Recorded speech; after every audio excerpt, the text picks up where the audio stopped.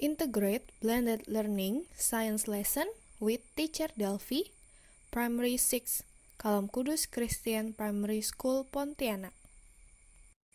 Welcome! Are you excited for a fun learning session?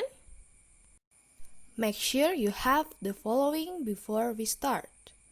Prepare your Science 6A book, pencil or pen. Today's science lesson. We want to learn about reproduction in plants. First, how do plants reproduce? Second, why plants need to reproduce? Look at the picture. Can you identify the plants in the picture? Can you see the difference? Some of plants have flowers and some do not have flowers. So, why are flowers important for plants? Just like animals, plants need to reproduce. Ultimately, all life on Earth need plants for food, shelter, and oxygen. Therefore, it's essential to make sure that plants can always reproduce. Plants reproduce in two ways. Sexual reproduction, flowering plants reproduce sexually, and asexual reproduction, other plants reproduce asexually. Sexual reproduction in plants. How do flowering plants reproduce?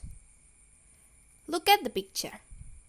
Sexual reproduction in flowering plants happen in the flower. In the flower, both male and female reproductive cells are present.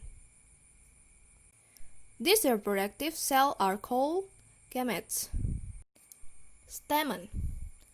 The male part of the flower and is made up of the anther and the filament that support the anther.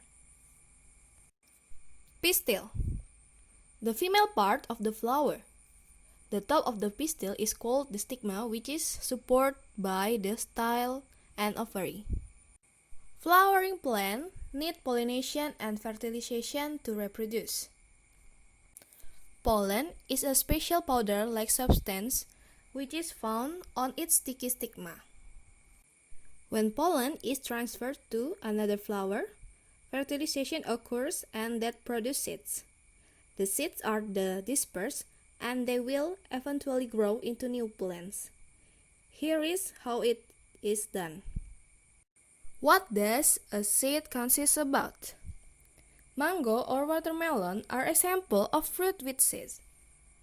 Seeds are the beginning of the new plants. They lie dormant until they receive enough air, food, light, soil, and water. Four main parts of seeds: seed coat, endosperm, cotyledon, and embryo.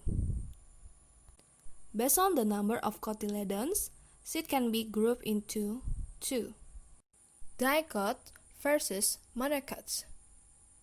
In dicot germination, the cotyledon is pulled out of the soil. But in the monocot germination, the cotyledon remains the soil. Next, asexual reproduction of plants. Some plants can also reproduce the exact copy of themselves. These plants do not use their sexual reproductive organs or flowers. They do not reproduce seeds. Instead, they propagate using their own vegetative parts such as leaves, stem, and roots. Leaves. The leaves can grow some smaller leaves, called leaf buds, on the edge of the leaves. These small leaves have roots, and when they fall onto the ground, they will grow into the new plants. Stems.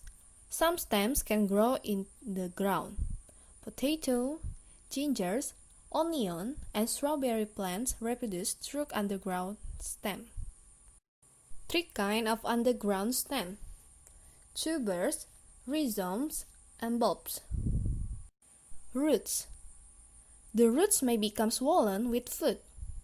These swollen roots will develop, shoot, and grow into new plants when the parent plant dies. artificial vegetative reproduction, cutting, grafting, and air layering. Finish! Thank you for attending, kids. Goodbye!